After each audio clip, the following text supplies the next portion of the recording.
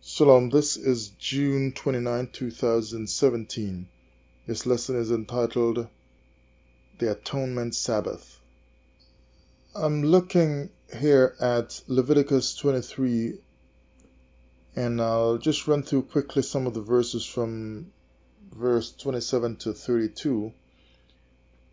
And this is just my thoughts on this special Sabbath, as I just responded to someone who was mentioning something about it, and I had to look into it quickly. All this stuff is really stretching me. I just thought I'd make one YouTube video 2 years ago, and all of a sudden I'm like having to make all these videos all the time. It's really stretching and growing, so I'm glad for that. But it's really testy. So here what it says now. Leviticus 23:32. The Day of Atonement is talking about. It shall be unto you a Sabbath of rest, and ye shall afflict your souls. In the 9th day of the month at even, from even unto even, shall ye celebrate your Sabbath. So some people are saying that the Sabbath is from even to even. But this is a special Sabbath from what I understand, right? So Day of Atonement. So he's dealing with daytime, because Sabbath doesn't include night as far as I can see. Sabbath doesn't include night. But if we look at Genesis chapter 1 verse 5, where he made the day based on having made light, he named the day, I should say, and to mark out the day he made morning and evening. The morning opens up the day, the evening closes the day. The time that's left that is of deep darkness, by consequence, is named night, but it was day he was trying to name. And so he named the night that was left. But if we look at Leviticus 27 and going on down, it says also on the 10th day of this 7th month. Notice he says day, because day is his focus. The Day of Atonement, notice it's not called the Night of Atonement. It's the Day of Atonement. There shall be a Day of Atonement. Ye shall afflict your souls and offer an offering made by fire. To say even unto evening doesn't mean that the Sabbath normally includes night, like a 24-hour period that has night in it, because normally we say Sabbath day, right? And you shall afflict your souls. Why? Because it's a Day of Atonement. How are you going to afflict your soul in the night time? You're sleeping. You're not afflicting yourself. You're not doing anything. So if like you're going to fast, there's no affliction there. You're not really feeling that. So it's day that is the focus. But because he made this one special from even to even, it's like saying from day to day, then as a consequence, night is going to be included somewhere. Night is sandwiched between the 2 days, or between the evening and the evening, just by consequence. But there seems to me to be a reason why he made this special Sabbath the way he did, from even to even. It's not because he's trying to tell you that nighttime is Sabbath. There's another reason why he made this from even to evening. I'll get to that at the end. But look at how the focus is on day again. Just like in Genesis, the creation story I told you, he kept saying, even in the morning was the first day, even in the morning, second day, and so on. Because day is the focus. Day is what he's dealing with. Night is just a consequence of whatever. But now, verse 28, and ye shall do no work in that same day, for it is a day of atonement, not a night of atonement. And he says, don't do any work in that same night. No, he didn't say that. Why? Because normally you're not working at night anyway. Verse 29, for whosoever shall be shall not afflict himself in that same day.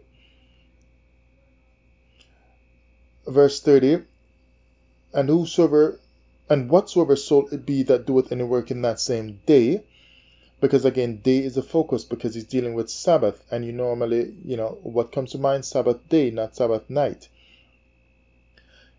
And let's go down to verse 32. And it shall be unto you a Sabbath of rest. Keep in mind that Sabbath is not hours, like 24 hours per se. Sabbath, it's not hours. It means cessation, like to stop. And it shall be unto you, it's dealing with stopping, right? A cessation of rest, or a Sabbath of rest. And ye shall afflict your souls in the 9th day of the month at even, from even unto evening shall you celebrate. I look at the word evening there now. Even, it says it's Ereb, which means evening, night, sunset. But they're dealing with still evening or sunset, right? But it's telling you that it's a time when night will soon come. But it's still daytime because it's still evening, and evening is still a part of the day. And it's saying that it comes from another word that's dealing with dusk or day. That word is Arab, and it means to become evening. To become evening, which means it's not night yet. It's to grow dark. So it's growing dark, it's not yet dark. It's just turning or changing. It's handing over something. The function of day, if I can put it that way, is handing over the rulership of time to the night, if I can put it that way again. And it does that through evening, but it is not yet night. So now if you say like people are using this even to show that a regular Sabbath is a 24-hour period which includes night. But no, it's not. This is just special, as I'm showing right here. Now, if we run over to Leviticus chapter 25, because evening unto evening, night is just going to be sandwiched between it, because if he's telling you to do it from even to evening, as a consequence, you're just going to have night, and you can't get rid of the night, but it's not night that it is focusing on. So, Leviticus 25, I'll read probably verse 1 to 5, which is showing the special Sabbath, the year-long Sabbath. And the Most High spake unto Moses in Mount Sinai, saying, Speak unto the children of Israel, and say unto them, When ye come unto the land which I give unto you, then shall the land keep a Sabbath unto the Most High. 6 years thou shalt sow thy field, and 6 years thou shalt prune thy vineyard, and gather in the fruit thereof. So work for 6 years. But in the 7th year shall be a Sabbath of rest unto the land, a Sabbath for the Most High. Thou shalt neither sow thy field, nor prune thy vineyard. That which groweth of its own accord of thy harvest thou shalt not reap, neither gather the grapes of thy vine undressed, for it is a year of rest unto the land. So this is, what you would term a Sabbath year. You will hear the term Jubilee year. Right? So just because it is a Sabbath year, and you're not going to treat the land in the same way as you've done the other 6 years that just went by, doesn't mean that the focus is on night. But will night be included in this year of Sabbath? A 7th year of Sabbath? Yeah, because you can't go a whole year without any night. If you're going a whole year for this Sabbath for the land, there will be many nights, because you cannot escape night, but the focus is not on night time. So now let's run back to Leviticus 23:32. Keep it from even unto even. This is why I think the Most High did it this way.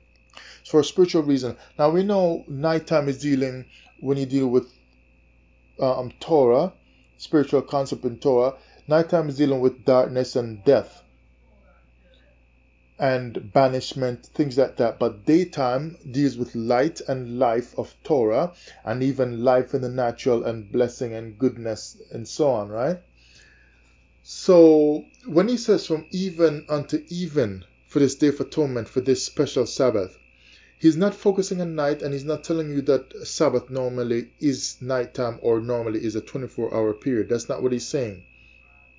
He's saying keep it from even to evening, because he is communicating to you that he's doing a special spiritual work with the nation of Israel. What is that work? Atonement.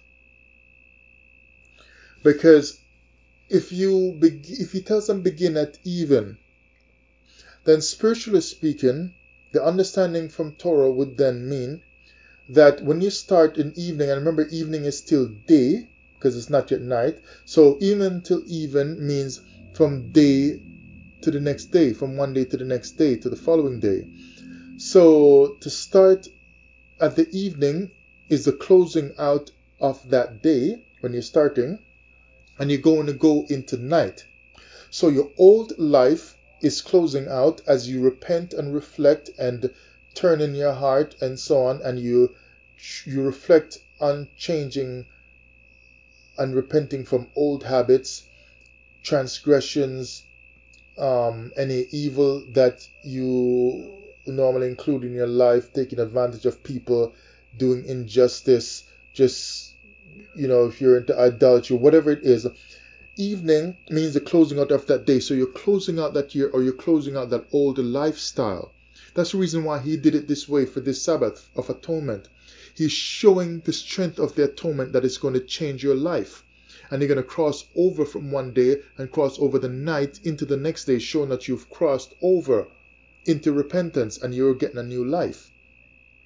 So the evening now, when he's starting, you're repenting from all those things. You go in a sleeping nighttime stage when you look like you're dead because you're sleeping, because it's night, showing that a death has happened and you have died to your transgressions from the past year. You have died to old habits and to bad ways of living and to Torahless living and so on. You've died out to bad habits, such things like that. And now when you wake up in the new day, now in the morning, that starts a new day, you are raising yourself up out of your bed to live in a new life, showing that the atonement has worked. You are now a different person in your heart. New life has come because you have reached that atonement. You've gone through that atonement in between you and the Most High. So you're getting up in a new day, so newness is happening, and you're walking in a new life.